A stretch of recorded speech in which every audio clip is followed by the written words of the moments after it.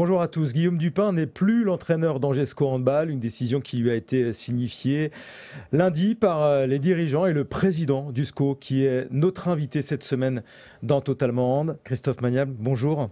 Bonjour. Cette décision, président, elle était devenue inéluctable après la défaite à Valence.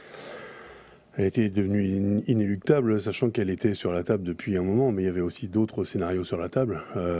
On s'était posé ce match de Valence qui était le premier quart du championnat comme un virage de la saison sur lequel on ferait un point global de la situation.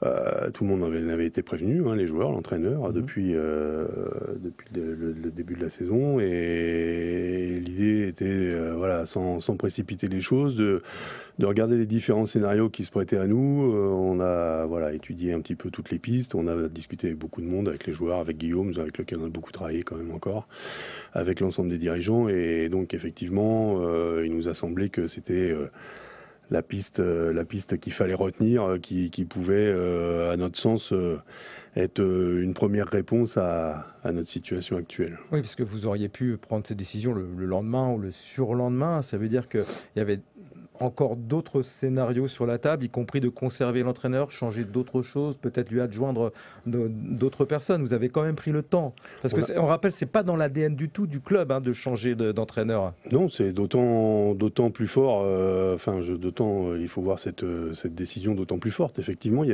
avait plusieurs scénarios. On avait, alors je ne vais pas tout vous dévoiler là, mais on avait plusieurs pistes de travail. Celle-là en était une.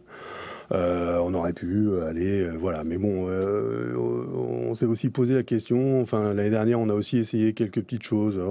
Après, entre les décisions qui peuvent paraître du domaine de la cosmétique, qui veut dire ça va changer l'état d'esprit, etc. Je pense qu'à un moment donné, il fallait taper beaucoup plus fort, et donc c'est pour ça qu'on a, même si c'est pas dans l'ADN du club, comme tu dis, je pense qu'il était nécessaire de prendre cette décision. Il faut un électrochoc. Ouais, il faut un électrochoc. Et puis, on est sur des problématiques qui sont tellement subtiles. Je veux dire, on est vraiment dans la capacité, dans le management des hommes, dans les ressentis. Justement, qu'est-ce que vous reprochez clairement à Je pense qu'on est à peu près tous d'accord pour dire que la qualité technique de Guillaume, il n'y a rien à redire. En plus, c'est un gros bosseur. Enfin, il n'y a pas de... J'ai aucun problème avec toute cette partie-là. Je pense que maintenant, il y a une fracture qui s'est faite une fracture de confiance entre certains joueurs. Sa relation avec le groupe, avec certains joueurs. La relation avec le groupe, la relation avec certains joueurs, peut-être avec nos recrues, peut-être avec les joueurs qui sont peut-être un peu plus jeunes, sur lesquels on n'a pas forcément fait assez confiance. C'est tout un ensemble de choses, et donc il y a beaucoup de subtilité là-dedans, et donc c'est assez difficile à définir.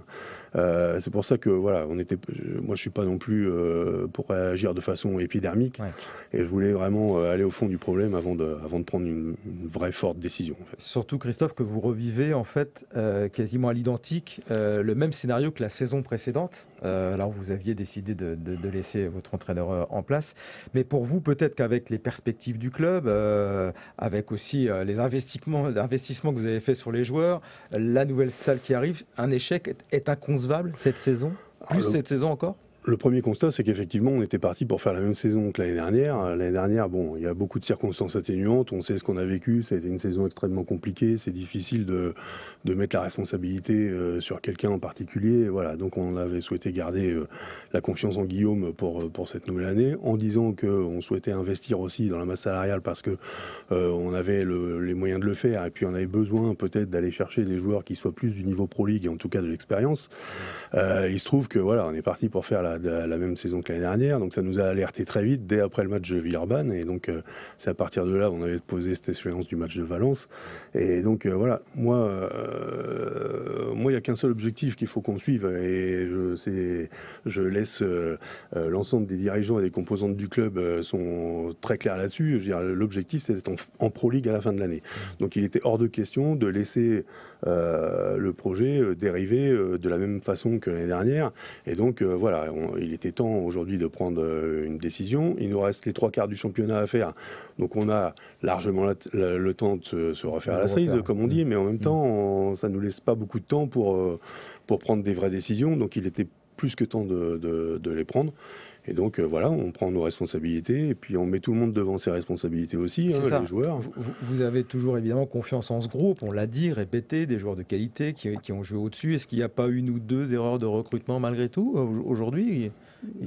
C'est difficile à dire parce que aussi la gestion des hommes fait que ça peut être des erreurs de recrutement, mais d'une autre façon, on le saura plus tard. Donc voilà, maintenant je ne veux pas partir là-dessus. Moi j'ai vu le groupe de joueurs, je leur ai répété que je pense qu'on a une qualité technique qui est largement suffisante pour exister et bien exister en Pro League. Je pense qu'ils en sont tous conscients. Maintenant, voilà, on leur a aussi mis la responsabilité en disant... il y avait peut-être un problème. Est-ce que c'était l'entraîneur? Dans ce cas-là, le problème est réglé. Si c'est les joueurs, le problème ne va pas être réglé. Mais c'est votre responsabilité aussi de vous remettre au travail avec un nouveau staff et puis avec un objectif qui reste le même. Justement, la question c'est et maintenant Christophe, évidemment. Issam Tej était l'adjoint. Il va prendre plus de responsabilités aujourd'hui. Est-ce que ça peut être... le plan B pour finir la saison concrètement, même si il n'a pas tous ses diplômes pour entraîner à ce niveau? Alors Issam, il lui manque un degré au diplôme pour être entraîneur principal sur une équipe de Pro League, donc ça ne pourra pas, on sera forcément obligé de faire venir quelqu'un d'autre. Réglementairement, on a 60 jours là, pour signer quelqu'un qui a les diplômes nécessaires, donc encore une fois, on va pas se presser. J'ai les candidatures, vous imaginez, ça tombe de partout et partout circuit. Ouais. Énormément de sollicitations. Oui, il y a quand même des gens qui sont très intéressés. Il y a ce projet derrière avec la nouvelle salle qui se profile. Moi, je suis plutôt dans cette idée de trouver un entraîneur qui soit capable aussi d'être un meneur de projet. Pas un pompier là pour sauver. Qui puisse s'inscrire, qui puisse être pompier dans un premier temps, mais qui puisse aussi s'inscrire dans la durée parce que on a encore beaucoup de choses à faire en termes de structuration et on a tout un projet à développer. Et Christophe, si ça se passe bien avec Issam Tej dans les semaines qui arrivent, est-ce qu'il y a une possibilité pour lui de monter en grade et de lui faire prendre... alors il n'a pas le diplôme certes, mais... La problématique, c'est qu'il n'a pas le diplôme. Donc ça, c'est inéluctable. On ne prendra pas de risque par rapport à ça.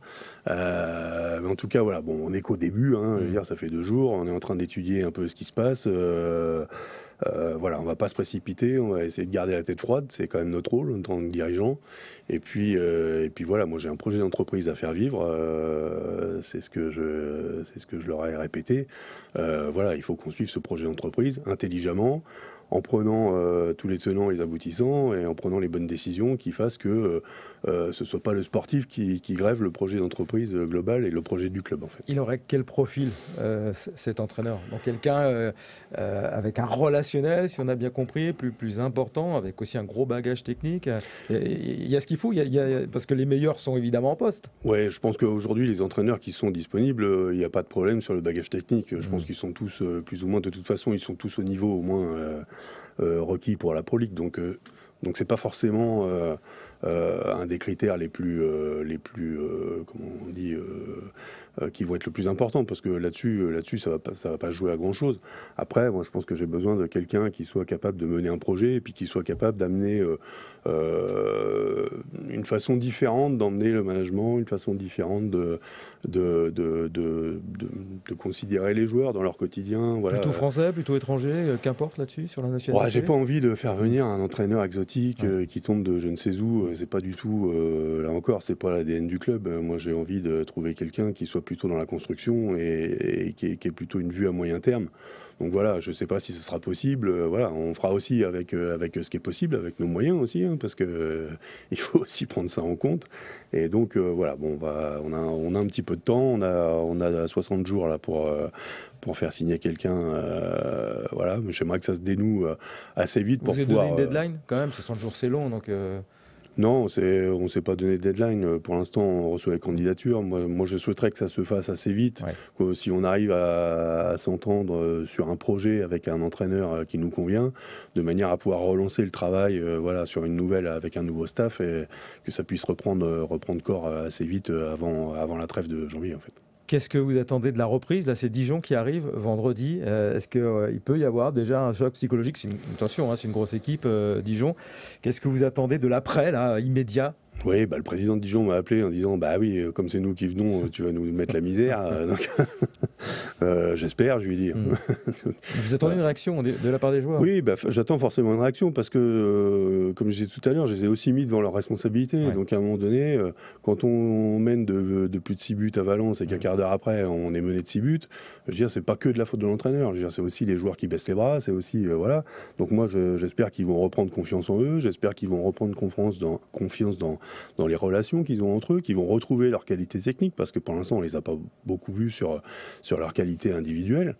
Et donc, voilà, ils savent aussi que dans cette période d'intérim, Issam, il a une grande expérience aussi des matchs, il a tout vécu dans le handball, donc il va pouvoir aussi peut-être avoir une autre vision sur les choses. Mais voilà, j'aimerais que chacun s'exprime à son niveau, et puis qu'on puisse recréer un vrai collectif dans un deuxième temps qui va nous permettre de rester dans cette Pro League, quoi. Merci, Président. Merci, Christophe, d'être venu sur le plateau pour parler de l'avenir maintenant qui va s'écrire sans Guillaume Dupin, avec un match donc important, mais ils le sauront tous, évidemment, jusqu'à la fin de la saison avec la réception de Dijon vendredi soir. À très vite. Merci.